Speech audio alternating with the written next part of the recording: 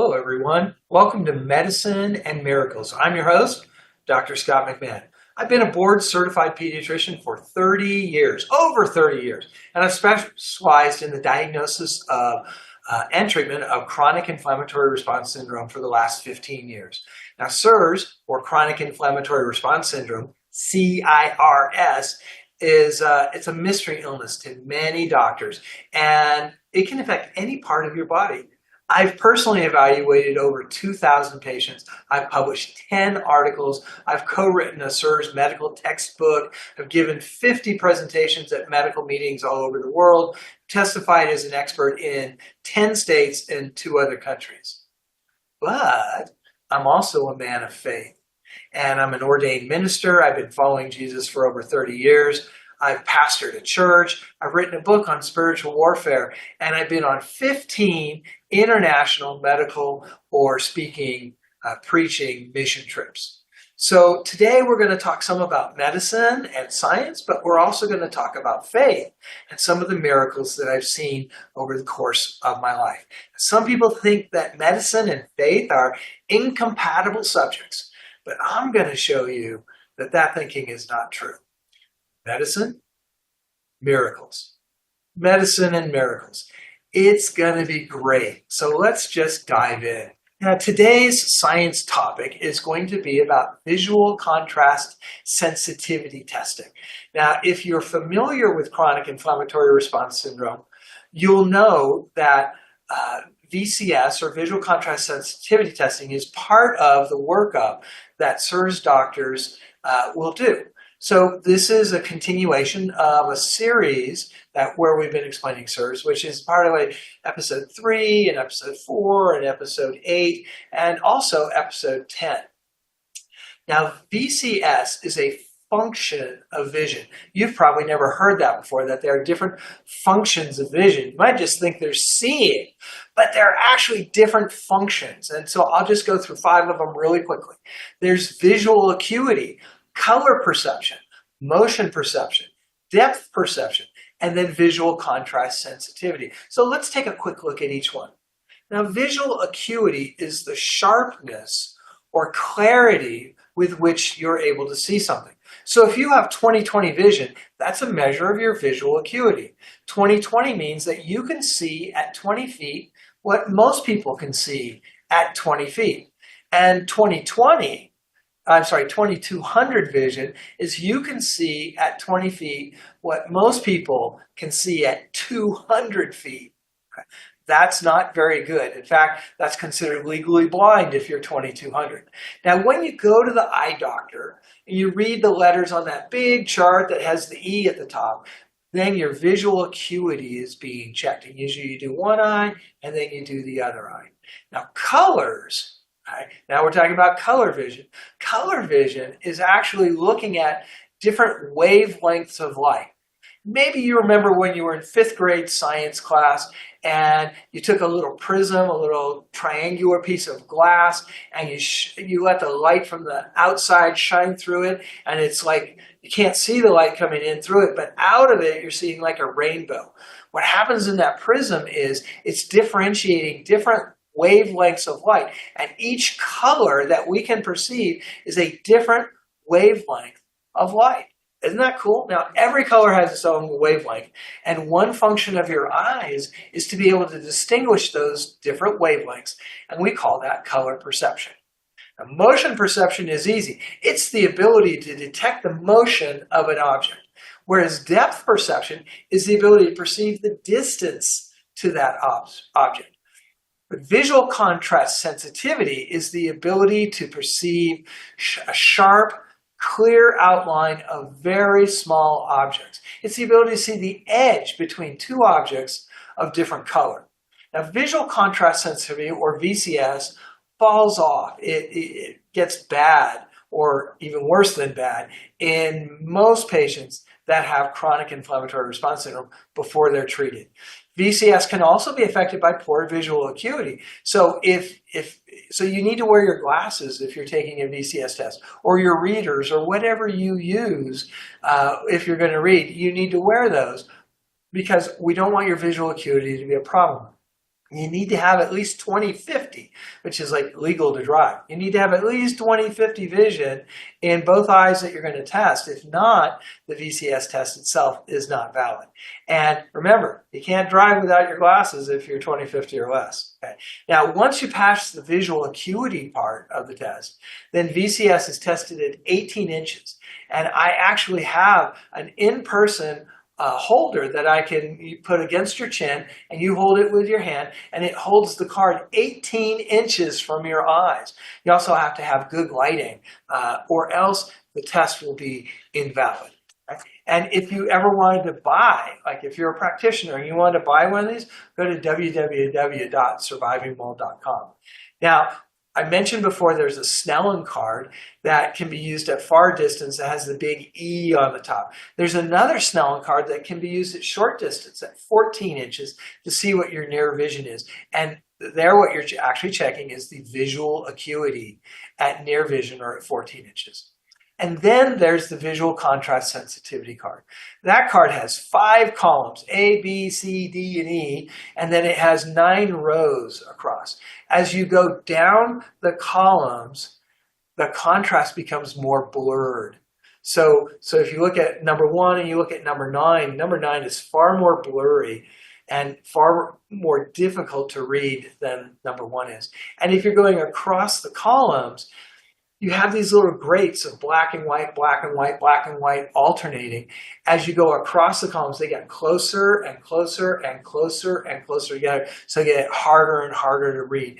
And using that, these 45 different spots, 9 rows, 5 columns, you're able to check one eye at a time and then the other to see how good your visual contrast sensitivity is. Now, if you're keeping score or if you're getting your testing done, a passing test means you get the first 7 in column C, or the third column. You get all of the first 7 correct. And then in column D, the fourth column, you get the first 6 correct. With both eyes. You got to have it with both eyes to pass. If you only get it with one eye, then the other eye fails and you fail the test. So both columns.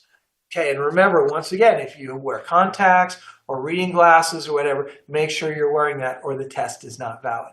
And again, VCS can be affected by the lighting, it can be affected by glare, and by poor visual acuity if you have it. There are also some diseases that can affect it, like if you have cataracts in the lenses of your eyes and they're big, not the little itsy bitsy baby ones, but they're pretty big and they're affecting your vision, that can affect your visual contrast functioning.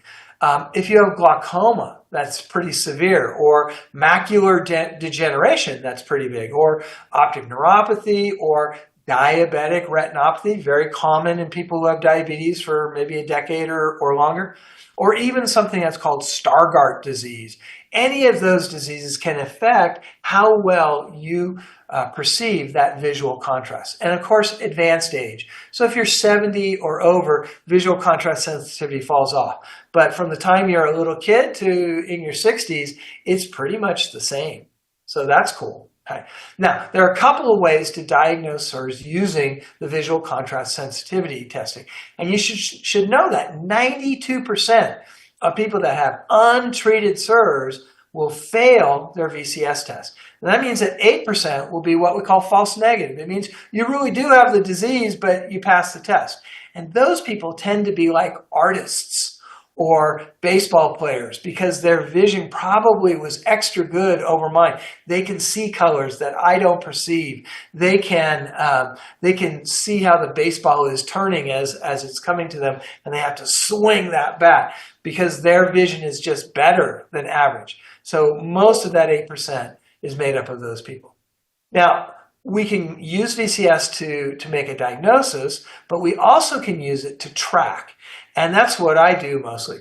So if you come to my office and we check your visual contrast sensitivity testing, you fail, and we diagnose you with CIRS, the next time I see you, after I've treated you, I'm going to check the VCS test again. And if it's getting better, or maybe even now you're passing, okay, that shows that you've had an improvement since our last visit. And not only that, but it will help me tell when you don't need binder therapy anymore. And even beyond that, if you were then, if you had a passing VCS test and you were to go to your local food store and they had a lot of mold there and it was a bad place for you to be, the next day, if you checked your VCS test, you might see that it was failing again just because of the exposure that you had. Now, there's an online way of doing the visual contrast sensitivity test, and then there's an in-person way. I think the in-person way is the best. Some people think that the online is the best. I think they have different things that you have to control for. I like doing the in-person, but I'll take the online if that's what you have. Right? Now, there's a lot more information out there about visual contrast sensitivity and whatnot. You can find it for free at www.cirsx.com. There's also, if you're looking for someone if you think you have CIRS and you're looking for someone to diagnose you or treat you, then check out www.survivingmold.com, where they have a big interactive map of providers around the states, or www.moldco.com, which is a direct-to-consumer treatment plan for people that might have CIRS. Okay. And finally, don't forget the next Surviving Mold /CIRSX annual meeting in Tempe, Arizona, June 5th to June 8th in 2025. Find out more at www.cirsx.com. So now you know everything there is to know about VCS, visual contrast sensitivity, but I think you're going to find that this week's miracle is super uplifting. Now, in October 29th, 2012, Hurricane Sandy hit New York City. Now, I lived in the Southeast for 3 years, and we got hurricane warnings all the time. But Hurricane Sandy went all the way up the eastern seaboard of the United States and went all the way up to New York City. Crazy.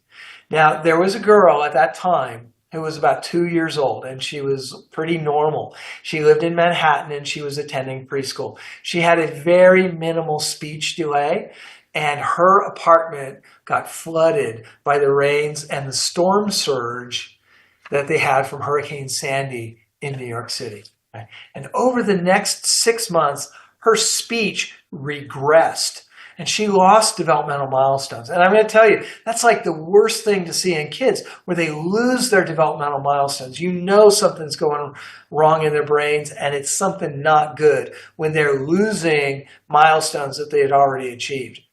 Anyway, she went and saw a neuropsychologist, and she was diagnosed with autism. And not at the high end of autism, but at the low end of autism. And they put her in, they got her preschool accommodations and they put her in special education training. And she just kind of stayed there. Now, about a year and a half later, her mother contacted my office and we had an appointment. And we talked about it and I said, well, this could be CIRS. I don't know. Let's do the lab test. We did the lab test, and guess what? This little girl had CIRS. At this point, she's like 4 years old. So we put her on the standard binder medicine that we do. Within 2 months, she was back. Like, the normal little girl was back. Her cognition was completely back to normal. She ended up seeing another neuropsychologist who did the same kind of testing and said, no, she does not have autism. She no longer has a speech delay. She's had a little itsy bitsy decrease in her fine motor. And she was back to her neurotypical normal that she was prior to Hurricane Sandy.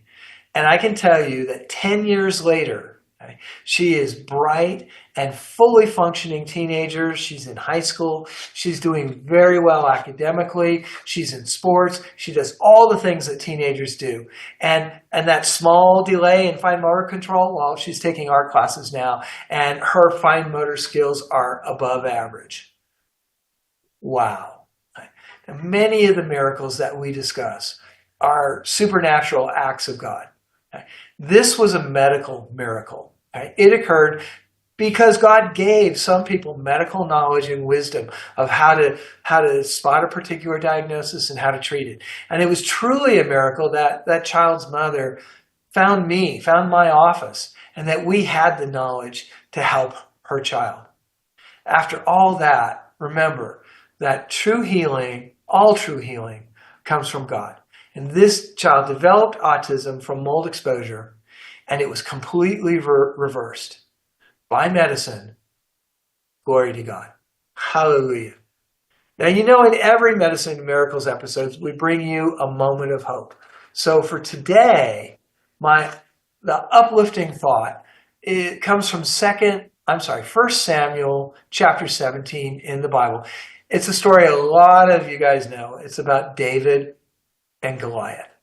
Now, Goliath was this amazing warrior dude. He was a killing machine. He had trained for years, and he had killed many opposing warriors. He was somewhere around 9 feet, 9 inches tall, maybe a little shorter. He was undefeated, as you might expect. Okay. David was a teenager. He was a little boy who tended the sheep for his family as a lowly job. And the extent of his warfare experiences, he did fight off a bear. He did fight off a lion to protect his sheep. David had one and only one advantage over Goliath.